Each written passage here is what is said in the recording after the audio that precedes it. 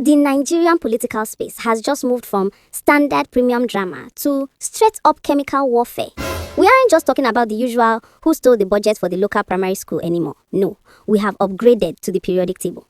The former governor of Kaduna State, the small giant himself, Mallam Nasir El-Rufai, has officially picked up his pen, presumably dipped in high-grade irony, to write a scorching letter to the National Security Advisor, NSA, Nuhu Ribadu.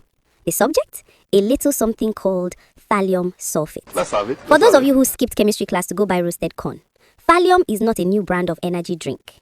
It is a highly toxic, odorless, tasteless poison historically favored by assassins who want to be discreet. If you thought the snake swallowing money era was peak Nigerian entertainment, welcome to the Thallium Chronicles. According to the reports swirling around like a dusty Hamatan wind, El-Rufai isn't just sending a "how's the family" card to Ribadu. He is responding to alleged whispers, shadows, and intelligence reports suggesting there's an importation of this deadly chemical with his name, or at least his political periphery, attached to it. Imagine the scene. You're a retired governor, minding your business, probably thinking about which Ivy League university to lecture at next, and suddenly you hear that you're being linked to the importation of a poison that would make Agatha Christie blush. El-Rufai's letter is essentially a masterclass in "don't play with me." He is asking Ribadu to clarify the situation because, let's be honest, in Nigeria, once your name is mentioned alongside poison and importation, you don't just clear your name, you have to clear the air, the soil, and the water supply. Why thallium? Why not something more traditional? If you want to take someone out in Nigerian politics, usually you just structure them out of a committee or make their file disappear in the Accountant General's office. But thallium? That's some James Bond meets Kaduna energy. Thallium is known as the poisoner's poison. It's the kind of thing you use when you want the victim to wonder why their hair is falling out while they are still arguing about the 2027 zoning formula. To understand the weight of this letter, we have to look at the players. This isn't just two random guys on a bus. This is the clash of the titans, or at least the clash of the very influential. Nasir El-Rufai, a man whose height is inversely proportional to the amount of wahala he can generate. He is the ultimate "I have receipts" politician. Whether he's demolishing houses in Abuja or restructuring Kaduna, he does it with a specific type of intellectual arrogance that both infuriates and fascinates. Nuhu Ribadu, the former anti-corruption czar turned NSA. He is the man who used to chase governors with the EFCC like a hungry lion chasing an injured antelope. Now, he is the one holding the keys to the nation's security. When these two start writing letters about poison, the rest of us need to sit down. This is like watching two grandmasters play chess, but instead of wooden pieces, they are using canisters of toxic gas and classified intelligence memos. The language in El-Rufai's circle is always precise. He doesn't just protest, he interrogates the veracity of the intelligence framework. He is basically telling Ribadu, "Brother, we were both in the same camp once. If you are going to frame me, at least use a chemical that is easier to spell." The irony here is thicker than a plate of cold pounded yam. Ribadu, the man whose job is to keep us safe, is being petitioned by El-Rufai, a man who many thought would be a key pillar of the current administration, but who now seems to be operating from the outer darkness of political favor. In the world of Nigerian politics, there is no such thing as a rumor. There are only previews of coming attractions. The allegation that El-Rufai is involved in importing thallium sulphate smells like a massive political disqualification. If you can't stop a man from running for office with votes, you stop him with a chemical importation charge. It's the ultimate keep quiet card. But El-Rufai, being the spicy character that he is, didn't stay quiet. He went on the offensive. By writing to Ribadu, he has forced the NSA's hand. Now the NSA has to either prove the thallium exists or admit that the intelligence was just a bunch of guys in a room drinking too much coffee and watching too many episodes of Breaking Bad. The idea that our porous borders, where bags of rice stroll through like they have passports, are suddenly being used to smuggle sophisticated poisons is both hilarious and terrifying.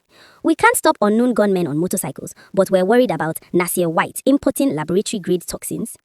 Make no mistake, this thallium talk isn't about public health. It's about 2027. We are in 2026 and the Hunger Games have officially begun. El-Rufai has been suspiciously quiet for him lately, and in Nigeria, a quiet El-Rufai is a dangerous El-Rufai. It means he's either reading a very long book or planning a very big move. The poison allegation is a classic preemptive strike by his detractors. If we can't find a missing 100 million naira, let's find a missing 100 grams of thallium, an imaginary political strategist said. By writing this letter, El-Rufai is signaling to the powers that be in Abuja that he is ready for the mud-slinging season, but he would prefer if they didn't use radioactive mud. If there's even a 1% chance that this allegation started within an official security agency, we have to ask, Who is doing their research? Thallium sulphate is so old school. If El-Rufai wanted to be a villain, he's way too tech-savvy for 19th century poisons. He would probably use a sophisticated algorithm to make his enemy's bank accounts disappear, or use a drone to drop common sense manuals on the National Assembly, which both would be far more lethal to the average Nigerian politician than any chemical. The fact that Ribadu, the man known for his sharp investigative mind, is the recipient of this letter puts him in a tight spot. If he ignores it, he looks like he's protecting a former ally. If he investigates and finds nothing, he looks like he's being used for a political witch hunt. It's a lose-lose situation wrapped in a why me tortilla. The Nigerian public is reacting to this with the usual God help us attitude mixed with heavy doses of memes. People are wondering if the small giant has traded his blueprints for test tubes, but the smarter observers see the pattern. Every time a major political shift is about to happen, in the north, someone gets accused of something exotic. In the past, it was sponsoring insurgents. Now we have evolved to chemical importation. We are becoming a very sophisticated nation. We have moved from crude oil to thallium sulphate. Progress. Mallam Nasir El-Rufai has effectively turned a whisper campaign into a national conversation. He has invited the NSA to a dance, and the music is playing in a very toxic key. Whether there's actual poison or just poisonous politics, one thing is clear. The road to 2027 is paved with more than just good intentions. It's paved with letters, allegations, and apparently a very specific type of sulfate. El-Rufai is bored, Ribadu is busy, and the rest of us are just trying to make sure we don't accidentally inhale whatever it is they are arguing about. If I were the NSA, I would reply that letter with one sentence. Mallam, I don't even have budget for tear gas. Where will I save thallium? Let's be honest.